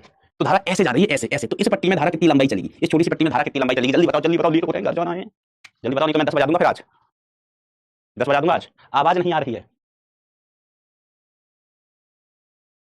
dr, very good. तो तार की लंबाई कितनी, dr, और क्षेत्रफल कितना, तो इसका पट्टी का क्षेत्रफल, इस स्ट्रिप भी बहुत पतली है, बहुत पतली पट्टी, तो हम मान सकते हैं इसकी त्रिज्या r ही है, पूरी की त्रिज्या r ही मान सकते हैं, 4πr²। आपको दिखाई दे इसलिए इतनी चौड़ी पट्टी काटी जाती है, अदरवाइज इतनी पतली महीन सी पट्टी काट जाती है। तो हम दोनों की त्रिज्या लगभग बराबर और r मान सकते हैं, दोनों त्रिज्या लगभग बराबर और r मान सकते हैं। तो देखो ये एक छोटी सी पट्टी का प्रतिरोध आ गया, ये प्रतिरोध किसका आ गया, ऐसी ये छोटी सी पट्टी का। अब हमको क्या चाहिए, कुल प्रतिरोध। तो हमारे पास भज्जा dr है, भज्जा हमारे पास dr है, और हमका क्या चाहिए, हमका चाहिए r। तो हम क्या इसका समाकलन कर दो, dr है r चाहिए, समाकलन कर दो। चाहो तो मैं एक स्टेप और लिख देता हूं, dr है ये कितना, rho upon 4πr² into dr, है ना। समाकलन कर दो। ये आप ऐसे सोचो कि ये बहुत सारी छोटी छोटी पट्टियां हैं, हर एक बहुत सारी छोटी छोटी पट्टियां काटेंगे, हर एक छोटी पट्टी का प्रतिरोध कितना dr, पूरे भाग में बहुत सारी छोटी छोटी पट्टियां काट लो, हर एक छोटी पट्टी का प्रतिरोध कितना dr, तो कुल प्रतिरोध कितना हो गया, dr plus dr plus dr plus dr। एक छोटी सी पट्टी का प्रतिरोध कितना dr है। अगर हम इसमें बहुत सारी छोटी छोटी पट्टियां काटें, एक यहाँ पर, एक यहाँ पर, एक यहाँ पर, एक यहाँ पर, एक यहाँ पर, यहाँ पर, यहाँ पर, यहाँ पर, और हर एक छोटी सी पट्टी का प्रतिरोध कितना होगा dr, तो कुल प्रतिरोध कितना हो गया, dr plus dr plus dr plus dr plus dr, सब श्रेणी में है। तो जोड़ने का काम अपन क्या किससे करते हैं, इंटीग्रेशन से। तो हम इसको लिख सकते हैं इंटीग्रल dr। एक तो एक तरीका हुआ सोचने का। दूसरा तरीका क्या है बेटा, दूसरा तरीका सोचने का क्या है, हमारे पास dr है, हमें r चाहिए, मतलब इंटीग्रेशन लगाना, सॉरी डिफरेंशिएशन लगाना है। तो हम जानते हैं अगर हम dr का इंटीग्रेशन करते हैं तो इंटीग्रेशन डिफरेंशिएशन को खा जाएगा, इंटीग्रेशन डिफरेंशिएशन को खा जाएगा, हमारे पास क्या बचेगा, सिर्फ और सिर्फ r बचेगा, सिर्फ और सिर्फ r बचेगा। अब देखो इसमें लिमिट कहां से कहां तक लगाएं, लिमिट कहां से कहां तक लगाएं दोस्त। तो हम कहेंगे देखो ये पट्टी सबसे पास में हम कहां काट सकते हैं, यहाँ पर बोले केंद्र से कितना दूरी पर, a दूरी पर। सबसे दूर पट्टी कहां काट सकते हैं, यहाँ पर केंद्र से कितना दूरी पर, b दूरी पर। तो लिमिट कहां से कहां तक लगाई जा सकती है बेटा, यहाँ पर a से लेके b तक। अब इसका इंटीग्रेशन करना है जिसमें आप एक्सपर्ट हो, तो रो और 4 पाई कांस्टेंट, रो और 4 पाई बेटा कांस्टेंट, ठीक है। और आर स्क्वायर, इसका integration R to the power हमने -2 लिख लिया, dot D R, limit A से लेके बी तक। तो बेटा जो आर का मान है, R is equal to rho upon 4 pi, rho upon 4 pi, इसका इंटीग्रेशन करेंगे तो ये कितना आ जाएगा, R to the power -1 upon -1, limit कहां से कहां तक वर्क होता है, ए से लेके बी तक, माइनस को बुलवा लो बेटा बाहर, तो R is equal to minus rho upon 4 pi, rho upon 4 pi, यहां पर क्या हुआ 1 अपॉन आर, और लिमिट ए से लेके बी तक, तो R is equal to minus rho upon 4 pi, 4 pi का नाम सुन के सो मत जाना, ऊपर वाला लिमिट तो 1 अपॉन बी माइनस 1 अपॉन ए, 1 अपॉन बी माइनस 1 अपॉन ए। अब माइनस से अंदर गुणा कर दो, तो आर का वैल्यू हमें मिलने जा रहा है, आर का वैल्यू हमें दिन दहाड़े मिलने जा रहा है, रो अपॉन 4 पाई, रो अपॉन 4 पाई, 1 अपॉन छोटी वाली त्रिज्या माइनस 1 अपॉन बड़ी वाली त्रिज्या। कितने लोग समझ गए बेटा इस बात को? सेम चीज अपन ने किसमें की थी बेटा, 11वीं क्लास में, उसमें चालकता में, उसमें चालकता में अपन ने सेम चीज की थी, बस वहां रो की जगह 1 अपॉन के आ जाता था। सर कुछ लोग हैं जो डिस्टर्ब कर रहे हैं, उनको भी आप अरे बेटा कोई डिस्टर्ब नहीं करेगा, मैं श्राप दे दूंगा बेटा, और मेरा श्राप ना सदियों सदियों तक काम आएगा, और ऐसा श्राप दूंगा बेटा कि जमाने को बता भी नहीं पाओगे कि हमें क्या श्राप दिया था। ऐसा श्राप दूंगा कि भगवान करे तुम्हारी बीवी बेलन से तुमको रोज कूटे, अभी दिया नहीं है, श्राप दे दूंगा, मैं साधु आदमी हूं, मेरा श्राप लगता है। पगलेट्स बदतमीजी करते हो, शैतानी करते हो, यही का भालो होवे ना, यही का भालो होवे ना। वैसे मैं साधु आदमी हूं, लेकिन जो शैतानी करता है उसको श्राप दे देता हूं। अच्छा चलो, एक केस अपन ने और किया था 11th क्लास में अर्जुना बैच में, लेकिन उससे इसका कोई कनेक्शन नहीं है, हम करवाते हैं वो केस। आओ चलो, एक ही हो गया। अच्छा ऐसा सवाल भी था एक, हम बहुत दिनों से वो सवाल ना सहेज के रखे, ये भैया बेटा दिया का नहीं बेटा, सहेज के रखे थे हम इस सवाल को बहुत दिनों से, कि जब हम बड़े हो जाएंगे, थोड़े बड़े हो जाएंगे, तो फिर इस सवाल को करेंगे। जिंदगी की ना टूटे लड़ी, सवाल सॉल्व कर लो घड़ी दो घड़ी। वेरी गुड बेटा, ये आंसर हो गया है ना, वही सवाल है ना, वही सवाल है, दिस इज द आंसर, ऊपर किया है ना। एक गोला था, बीच में कोई चालक पदार्थ भर दिया, वही कहानी है ना, बीच में कोई चालक पदार्थ भर दिया। ए पगलेटो, ये क्या कर रहे हो? पगलेटो मतलब मैं खुद को बोलूं बेटा, आपको नहीं, यू गाइस आर इंटेलिजेंट, इसकी त्रिज्या ए है, इसकी त्रिज्या बी थी, वही केस है। अब देखो, अगर बेलन के लिए, बेलनीय कोष के लिए, बेलनीय कोष का प्रतिरोध, हमने कोष ना दोनों तरीके से लिख दिया, एक बार हमने ये वाला शाह बना दिया, एक बार वो वाला शाह बना दिया, तो जो सही हो वो मान लेना भैया, बेलनीय कोष। तो हमारे पास एक बेलन है बेटा, क्या है बेटा, बेलन। तुम तो ठहरे परदेसी, साथ क्या निभाओगे, सुबह पहली गाड़ी से तुम तो भिंड को लौट जाओगे।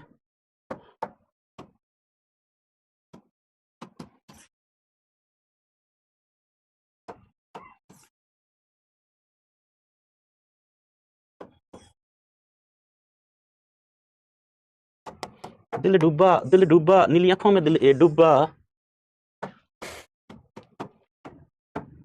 ये बेलनीय कोष है बेटा, है ना, ऐसा बेलनीय कोष है, ठीक है। मतलब समझ लो एक बेलन है, एक आंतरिक त्रिज्या बाहरी त्रिज्या, आंतरिक त्रिज्या बाहरी त्रिज्या, ठीक है, बाहरी त्रिज्या, ठीक है। अब थोड़ा कमेंट से दूर हटो कमेंट से, चलो आंतरिक त्रिज्या हमने, ये इसकी अक्ष हो गई पाईजान, ये इसकी अक्ष, ठीक है। आंतरिक त्रिज्या कितने बेटा, आर मान ले रहे हैं हम, चलो R1 मान लिया, छोटा R1, आंतरिक त्रिज्या इज R1 मान लें, ये भी ही मान लें, चलो R1 मान लो। और बाहरी त्रिज्या हमने कितनी मान ली भाई, बाहरी त्रिज्या हमने मान ली इसकी R2, छोटा R1 छोटा R2, बड़ा R क्यों नहीं लिख रहा हूं, बड़ा R तो प्रतिरोध होता है, बड़ा R क्या होता है, प्रतिरोध, है ना। R1 R2 इसकी त्रिज्याएं हैं। अब क्या करता हूं बेटा, यहां पर भी अपन क्या करेंगे, एक गोलीय कोष काटेंगे, पतला सा टुकड़ा काटेंगे, टुकड़ा, हाँ, एक बहुत ही पतला सा टुकड़ा काटा, इसके मैं तेरे जीता हूं, तेरे लिए ही मर जाऊंगा, सर कैसे गाने का कैसे बेटा, मैं इसकी बात करूं बेसा सब्जेक्ट, पढ़ाई किसके में जीना है आपको, किसके में जीना है, पढ़ाई किसके में। अगर आज आप पढ़ाई किसके में जिएंगे, तो फिर बाद में आप किसी के भी इसमें जी सकते हैं, लेकिन समय पर पहले पढ़ाई जरूरी है। मैं ये नहीं कह रहा हूं इसकी जब बुरी बात, इसकी अच्छी बात है, पढ़ाई से करो, पढ़ाई से इसके करो, ठीक है। ऐसा तो हमने एक छोटा सा स्ट्रिप कट किया बेटा, छोटी सी पट्टी कट की है,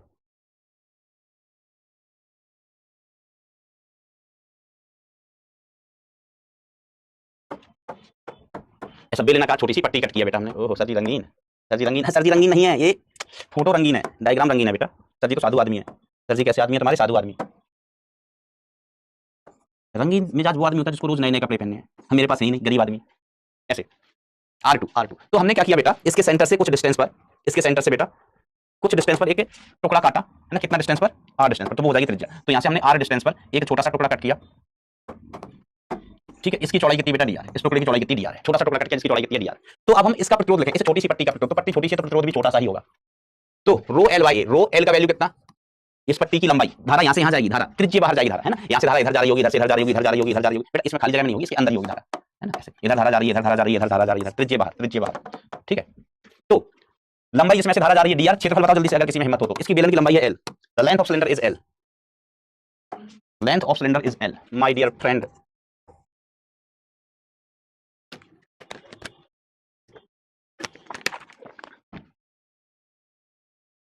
एरिया बताओ सर। लक्ष्य बैच न्यू आ रहा है, हाँ बेटा आएगा आएगा।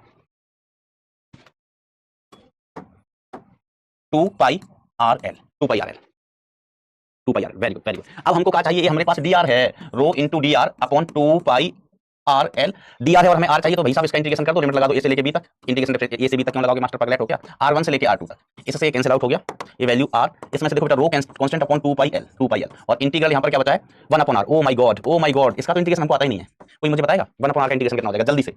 We don't have whole day, what is the integration of 1 upon R? नहीं बेटा सौरभ कुमार यादव, हम पूरी तरह पैक हैं, हमारे पास ना कोई भी विकल्प नहीं है, हम ऑलरेडी प्रयास लक्ष्य अर्जुना सब जगह पढ़ा रहे हैं। Yes log are, very good. लेकिन अगले बैच में जो भी मास्टर आएंगे बहुत बेहतरीन होंगे। Log of are, R1 R2, R1 R2, तो R is equal to rho upon 2 pi L, और लॉग ऑफ लिमिट लगा, लिमिट लगाने के बाद R2 अपॉन R1, बेटा लिमिट लगा ली ना, log R2 minus log R1, log R2 minus log R1, तो ये कितना हो जाएगा R2 upon R1, R2 upon R1, है ना, समझ गए ना? तो ये आ गया बेटा, ये आ गया बेटा answer. Okay okay my dear friends, सही सही है। चलिए अब देखो बेटा, एक और झन्नाट केस करवा दूं तो मजा ही आ जाए। असमान असमान असमान अनुप्रस्थ काट, असमान अनुप्रस्थ काट वाले तार का क्षेत्रफल, क्षेत्रफल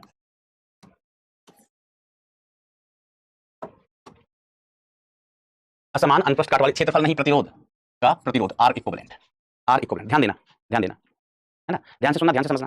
बेटा मेरा चश्मा कहीं खो गया है बेटा, ऐसा मीडियम मीडियम कुछ नहीं होता बेटा, सब टीचर हिंदी मीडियम के होते हैं, सब टीचर इंग्लिश मीडियम के होते हैं, टीचर दोनों पढ़ा लेते हैं, कोई भी टीचर है, मतलब जो टीचर हिंदी में पढ़ाए वो हिंदी भी पढ़ा लेता है, इंग्लिश भी पढ़ा लेता है। हाँ ऐसा हो सकता है कि कोई टीचर मतलब हिंदी में नहीं पढ़ा है, इंग्लिश में पढ़ा है, तो वो शायद हिंदी ना पढ़ा पाए, लेकिन जो हिंदी मीडियम का टीचर होता है ना वो हिंदी में भी पढ़ा लेता है, और उसके बाद उसने इंजीनियरिंग इंग्लिश में की होती है तो इंग्लिश भी पढ़ा लेता है, कोई बड़ी बात नहीं होती है, डोंट वरी। हाँ लेकिन अगर तुलना की जाए, एक हिंदी का बैच है, एक इंग्लिश का बैच है, एक हिंदी का बैच एक इंग्लिश का बैच, तो दुनिया में सब लोग कहते हैं हिंदी का बैच पढ़ाना is more difficult as compare to English का बैच पढ़ाना। इंग्लिश का बैच पढ़ाना कंपैरेटिवली आसान होता है, जैसा मैंने भी फील किया, मैंने भी फील किया है कि जब तक आपके लक्ष्य बैच लॉन्च नहीं थे, अर्जुना बैच नहीं लॉन्च थे ना, तो हमारे पास यही दोनों ड्रॉपर बैच होते थे, दोनों ड्रॉपर बैच होते थे, इंग्लिश का हिंदी का। तो हम जैसे तुलना करते थे तो मुझे हिंदी के बैच में थोड़ी ज्यादा मेहनत करनी पड़ती थी एज कम्पेयर टू इंग्लिश का बैच, ये मेरी पर्सनल चीज थी, लेकिन मजा भी हमको हिंदी में ज्यादा आता था, हिंदी वाले बैच में, हिंदी वाले बैच में हमको ज्यादा मजा आता था, काहे? दिल से जुड़े हुए बेटा, कनेक्टिविटी, हमको हिंदी से पढ़े, हमको हिंदी से पढ़े, इसलिए इसलिए हमको इनफैक्ट हमारा जन्म ही हिंदी दिवस के दिन का है, हम इस धरती पर अवतार ही हिंदी दिवस के दिन लिए थे, ऐसा। तो I love Hindi, I love Hindi. मुझे कभी मौका मिलेगा चूज करने का कि इंग्लिश की हिंदी, हम कहेंगे हिंदी, हम कहेंगे हिंदी, क्योंकि क्योंकि कहावत है, इंग्लिश के तो अक्षर भी साइलेंट हो जाते हैं, इंग्लिश के तो अक्षर भी साइलेंट हो जाते हैं, हमारी हिंदी की तो बिंदी भी बोलती है बेटा, बिंदी डिफरेंस ला देती है ना। अब अंग्रेजी में ऐसे कहते हैं, इसको क्या पढ़ते हो, स्यूडो पढ़ते हैं, स्यूडो, हमने कहा पी, बोलो पी साइलेंट है, हमने कहा लो तुम अक्षर साइलेंट कर दिए। हमारे यहाँ अगर बिंदी बिंदी हटा दो ना तो मतलब बदल जाता है भैया, ये अक है, ये अंक है, बिंदी, बिंदी की भी कीमत है बेटा यहाँ, और यहाँ अक्षरों की कीमत नहीं है, तो कहा साइलेंट है ना। अब ये भी टू है, ये भी टू है, इनके कोई इसका कोई महत्व नहीं है, इस बेचारे को ये लावारिस उठा लाया, ऐसा लगता है इसको, ये टू को लगता है कि हम तो एबीसीडी की सौतेली संतान है, हमारी कोई इज्जत ही नहीं है। हिंदी में ऐसा नहीं होता भाईजान। चलो चलो आगे बढ़ते हैं, मजेदार केस, मजेदार केस। आ जाओ भाईजान आ जाओ। तुम तो ठहरे परदेसी, साथ क्या निभाओगे सुबह पहली गाड़ी से तुम तो। असमान अनुप्रस्थ काट का बेटा देखो, ये बोर्ड में बिल्कुल भी काम का नहीं है, बिल्कुल भी बेटा काम नहीं आने वाला है बोर्ड, मतलब प्रूफ बिल्कुल भी जरूरत नहीं है, कोई काम नहीं आने वाला है। हम रिजल्ट बता दें बेटा, क्या हम रिजल्ट बता दें? अच्छा ये कहीं तो है। असमान अनुप्रस्थ काट का मतलब ये हुआ बेटा, ऐसा तार है कोई ऐसा, जल्दी बताओ रिजल्ट बता दो, रिजल्ट याद रखने का तरीका बता दूं, इट इज वेरी आसान, इट इज वेरी वेरी आसान, इट इज वेरी वेरी आसान याद रखने का तरीका। तो हमारा ऐसा तार है भैया, ऐसा तार है हमारा, प्रूफ बताओ, ओके, जैसी आपकी आज्ञा गुरुदेव, जैसी आपकी आज्ञा। तो ऐसा वैसे तार क्या होता था, सीधा सीधा तार है तो हम क्या लिखते थे, रो एल बाई ए, प्रतिरोध क्या लिख देते थे, रो एल बाई ए लिख देते थे। चलो हम प्रूफ भी बता देते हैं, फिर रिजल्ट याद रखने का तरीका बताएगा, दोनों ही बताएगा, है ना। तो यहाँ पर हमें इसमें कोई दिक्कत नहीं है भाईजान, इसमें कोई दिक्कत नहीं है, एल में लंबाई इसकी एल है, तो रो मटेरियल का गुण है, रो किसका गुण है भाईजान, मटेरियल का गुण है, रो इज प्रॉपर्टी ऑफ मटेरियल, रो, अरे रो नहीं पगली, लंबाई है एल, रो तो बेटा इस मटेरियल का गुण होता है, ये चांदी का है, सोने का है, पीतल का है, तांबे का है, किस पदार्थ का तार है, ठीक है, किस पदार्थ का तार है बेटा। ओके चलिए चलिए अपन आगे बढ़ते हैं, थोड़ी देर के लिए मैं इसको बंद कर देता हूं। तो देखो भाई यहां पर हम क्या करेंगे, यहां पर एक छोटी, यहां त्रिज्या लगातार बदल रही है बेटा, ये इसकी अक्ष है, ये क्या है इसकी अक्ष, इसकी इधर वाली त्रिज्या कितनी है भाईजान, ए, इधर वाली त्रिज्या कितनी है, ए है, और इधर वाली त्रिज्या कितनी है बेटा, बी है, इधर वाली त्रिज्या कितनी है, बी है, ठीक है। तो त्रिज्या लगातार बदल रही है, तो जो अनुप्रस्थ काट का क्षेत्रफल है वो लगातार बदलेगा। जो सीधा तार होता था, सीधा तार तो उसमें अनुप्रस्थ काट का क्षेत्रफल हम सीधे लिख देते थे, अगर त्रिज्या आ है तो पाई आर स्क्वायर, त्रिज्या आ है तो अनुप्रस्थ काट का क्षेत्रफल पाई आर स्क्वायर, लेकिन यहाँ त्रिज्या अलग, यहाँ अलग, यहाँ अलग, यहाँ अलग, यहाँ अलग, त्रिज्या बढ़ती जा रही है, इसलिए हम क्षेत्रफल डायरेक्ट नहीं लिख पाएंगे। तो भाई साहब अब क्या करें, तो हमने कहा यहाँ पर ना हमें एक छोटी सी स्ट्रिप कट करेगा, यहाँ पर छोटी सी स्ट्रिप नहीं, एक अनुप्रस्थ कट करेगा, कहां पर, यहाँ इस जगह।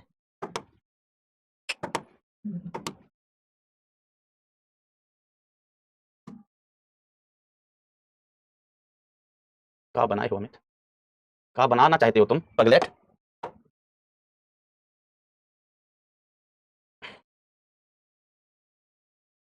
ऐसी बेटा हमने छोटी सी पट्टी कट कर ली, भरी पूरी ऐसे, समझ गए आप? ऐसे समझो हमने एक स्लाइस ले लिया, ऐसे ऐसे लिया, ऐसे इधर से मारा खच्चे करके, यहाँ से मारा खच्चे करके, ऐसी पट्टी करके, समझ गए ना? जैसे पेन है ना, पेन, इसमें हम इधर खच्चे करके मारे, इधर खच्चे करके मारे, तो एक पट्टी सा, जैसे खीरा काटते ना, ऐसे खीरा रखा हुआ, खीरा हमने इधर से दो जगह टक टक करके काटा, तो ऐसे ऐसे हमने पट्टी काट ली है, ठीक है। इधर से देखेंगे तो हमें वृत्ताकार ही दिखाई देगी, यहाँ से हमें वृत्ताकार ही दिखाई देगी बेटा पट्टी, ठीक है। इसकी त्रिज्या कितनी है, आर, ये जो पट्टी है इसकी त्रिज्या कितनी है, आर है, ठीक है। ये यहाँ से अपन ने इस तरह से x दूरी पर काटा है, और इसकी जो चौड़ाई है बेटा, इस पट्टी की चौड़ाई है वो कितनी है, dx, पट्टी की चौड़ाई कितनी है, dx है, पट्टी की चौड़ाई कितनी dx है ना, जैसे समझ गया ना, खीरा है, खीरा का हमने एक पीस ले लिया, ऐसे खीरा रखा हुआ था, हमने इधर चाकू मारा, इधर चाकू मारा, तो इधर से इतना पीस काट लिया, ठीक है। तो इसका जो चौड़ाई छोटा सा होता है, चौड़ाई कितना है, dx है, चौड़ाई कितना बेटा, dx, और यहाँ से x दूरी पर काटा है एक तरह से, ठीक है। और इसकी जो त्रिज्या है, क्योंकि खीरे को आप 20 से काटो तो सामने से कैसा दिखाई देगा, वृत्त, वृत्त, तो उसका क्षेत्रफल कितना पाई आर स्क्वायर। तो इसका इस छोटी सी स्ट्रिप का अगर हम एरिया लिखें, तो छोटी सी स्ट्रिप का एरिया बेटा छोटा सा ही होगा, तो प्रतिरोध लिखेंगे कितना, रो है ना, प्रतिरोध लिख रहे हैं, तो छोटा सा प्रतिरोध D rho, sorry D R is equal to rho into लंबाई कितनी है, dx अपॉन एरिया कितना है, पाई आर स्क्वायर, एरिया कितना है बेटा, पाई आर स्क्वायर है ना, इसका क्षेत्रफल, क्षेत्रफल कितना बेटा, पाई आर स्क्वायर है। I am talking about this क्षेत्रफल, ये क्षेत्रफल कितना बेटा, पाई आर स्क्वायर, सामने से गोलाकार दिखाई देगा। हमने कहा कि अगर हमें कुल प्रतिरोध ज्ञात करना है तो इसका समाकलन कर दो, सब लोगों ने कहा कर दो, तो dr का इंटीग्रेशन क्या हो जाएगा, r, ठीक है मास्टर, dr का इंटीग्रेशन क्या हो जाएगा, r। अब लिमिट बताओ कहां से कहां तक लगाओगे, तो लिमिट अभी बताएंगे को।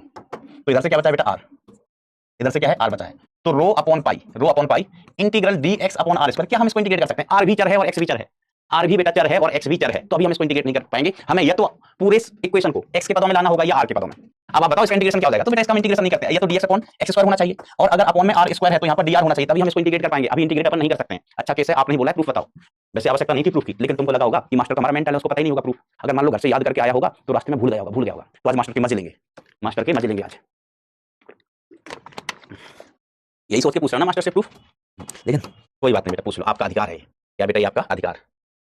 चलो अब जैसे बेटा मैं एक काम करता हूँ ना, इस एंगल को मैंने मान लिया थीटा, साथ देना, मेरा साथ देना पड़ेगा, ये एंगल मान लिया थीटा, ये वाली लंबाई कितनी हो जाएगी, कोई बताएगा कि ये वाली लंबाई और ये वाली लंबाई, अगर किसी में हिम्मत हो तो ये लंबाइयां बता दो, किसी में हिम्मत हो तो, कोई है हिम्मत वाला, ये लंबाई और ये लंबाई बता सके, कोई है हिम्मत वाला? रहने दीजिए सर प्लीज, बेटा थोड़ा सा ही बचा है, थोड़ा सा ही बचा है ना, अब बता ही देता हूँ। तो नदी में तो कूदो नहीं, कूदो तो नहा के निकलो, है ना। ये क्वेश्चन होता, नदी में गए पानी लिया, ऐसे ऐसे दो बूंद डाली, वो शुद्ध होगा, शुद्ध नहीं, जाओ नदी में, फिर अगर नदी में कूदो तो नहा के आओ एकदम, नहीं तो जाने की जरूरत नहीं है। अब आपने खुद आया है हमको नदी में, हम नहीं जाना चाहते थे, एल माइनस एक्स, बेटा थोड़ा दिमाग से सोचो, है ना, दिमाग अच्छा, ये तो कान इधर इधर होता है दिमाग, उससे सोचो। हाँ किसी ने ये वाला सही बताया कि वाली लंबाई होगी बी माइनस, वेरी गुड बेटा, very good, I love you. ये वाली लंबाई कितनी हो जाएगी बेटा, बी माइनस हो जाएगी, साहब क्यों, देखो इसकी त्रिज्या ये है, तो ये वाली लंबाई कितनी हुई बबुआ, ये वाली लंबाई कितनी है, ये है। भाई साहब क्या करूं, कोई कलर ही नहीं मिल रहा है। ये वाली लंबाई कितनी है भैया, ये है, ये वाली लंबाई है, टोटल लंबाई बी है, तो ये पिंक वाली बोतिया गल्ला पिंक पिंक इसका है ना, तो ये वाली लंबाई कितनी हो गई, बी माइनस ए। अब इस लंबाई के बारे में सोचो, इसके बारे में सोच लोगे, मुझे पता है आप सोच लोगे, you guys are great, you guys are intelligent, you guys are extremely intelligent, आप ही प्रभु हैं, आप ही भगवान हैं, आप नहीं सोच पाओगे तो कौन सोच पाएगा प्रभु सृष्टि में। अगर आपने नहीं सोच पाया तो सृष्टि में फिर कोई नहीं सोच पाएगा। तो ये आर माइनस बी, बहुत सारे बच्चे बिल्कुल सही कह रहे हैं, क्योंकि देखो ये आर है और ये लंबाई कितनी है, ये है, ये लंबाई कितनी है भाई साहब, ये है, बस काम हो गया, यहाँ से अपना काम हो जाएगा। अगर मैं tan थीटा लिखूं, ध्यान से देखना, मैं यहाँ लिखता हूँ, हमें या तो आर गायब करना है या एक्स।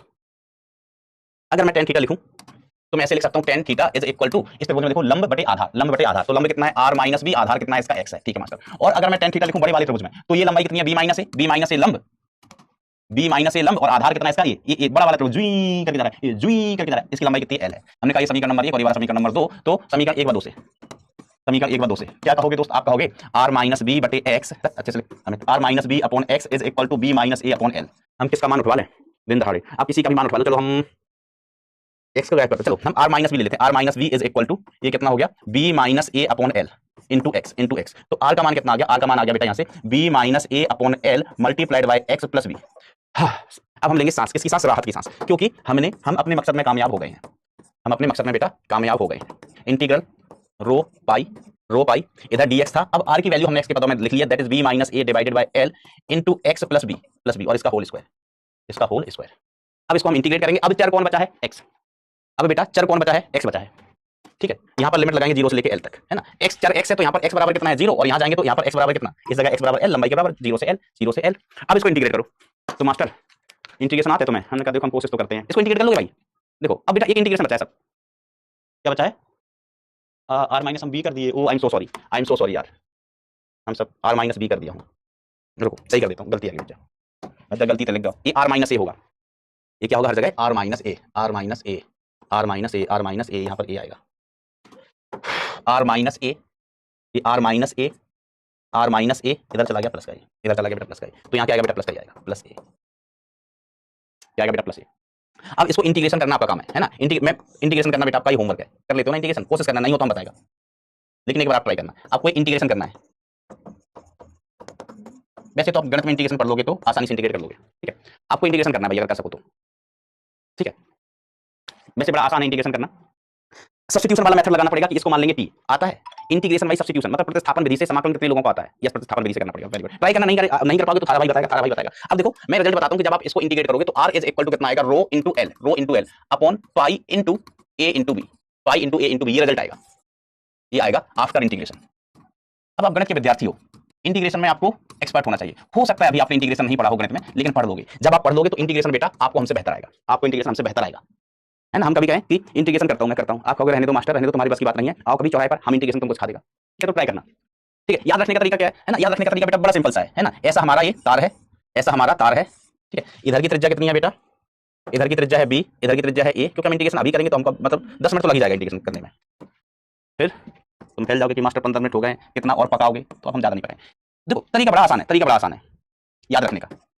ये लंबाई अगर ये अनुप्रस्थ एक जैसा होता है, अगर ये ऐसा नहीं होता, ऐसा तार होता, सीधा सीधा तार होता, सीधा सीधा तार होता, इधर की भी त्रिज्या कितनी r होती है, इधर की भी त्रिज्या r होती, सीधा सीधा तार होता है, तो जब बेटा सीधा सीधा तार होता है तो r इज इक्वल टू अपन क्या लिख लेते हैं, रो इनटू लंबाई, रो इनटू लंबाई upon pi r square, pi r square, तो मैं ऐसे लिख दें इसको, r is equal to rho l pi इधर का r इनटू इधर का r, इधर का r इनटू इधर का r, ये टेक्निक बता रहा हूं बेटा मैं, इधर का r इनटू इधर का r, इधर का r इनटू इधर का r, ठीक है। तो यहां पर मैंने क्या किया, रो लंबाई कितना l अपॉन 4 पाई, अब देखो यहां r स्क्वायर को इधर का r उधर का r कर दिया था कि इधर का r इधर का r, इधर का r इनटू इधर का r है ना, तभी तो r इनटू r स्क्वायर हुआ, एक ही बात है। तो हम यहां पर भी कर रहे हैं कि उधर का r इनटू इधर का r, इधर का r कितना a और इधर का r कितना b, तो इधर का r इनटू इधर का r, समझ गए बेटा तरीका कैसे याद रखोगे, रो l अपॉन पाई ab, बस कर रहे हैं बात मास्टर, रो l अपॉन पाई ab, ठीक है। इंटीग्रेशन आपको करना है, ये रिजल्ट याद रखना, रिजल्ट काम आएगा एग्जाम में, तरीका मैंने बता दिया बिल्कुल पूरा, हमने यहां पर जितना भी मैथमेटिक्स जितने भी मैनिपुलेशन थे सब कर दी, बस एक चीज बची है इंटीग्रेशन, अगर आपको प्रतिस्थापन विधि आती तो इंटीग्रेशन कर लेना, नहीं आती तो आप सीख जाओगे बेटा आगे। चलिए अच्छा, कितने लोग टच में चल रहे हैं, कितने लोग सीख रहे हैं, कितने लोगों को लग रहा है कि नहीं नहीं। अब देखो ये सवाल अभी एज इट इज एडवांस में, अगर ये रिजल्ट पता है ना तो एज इट इज एडवांस में भैया आपके 4 नंबर 5 पता नहीं कितने का, सीधे पक्के थे, सीधे पक्के, बस आप पढ़ते रहो जो पढ़ाया जा रहा है, आप लेवल की और कंटेंट की टेंशन मत लो, ये हमारी हेडेक है, हमारी जिम्मेदारी है।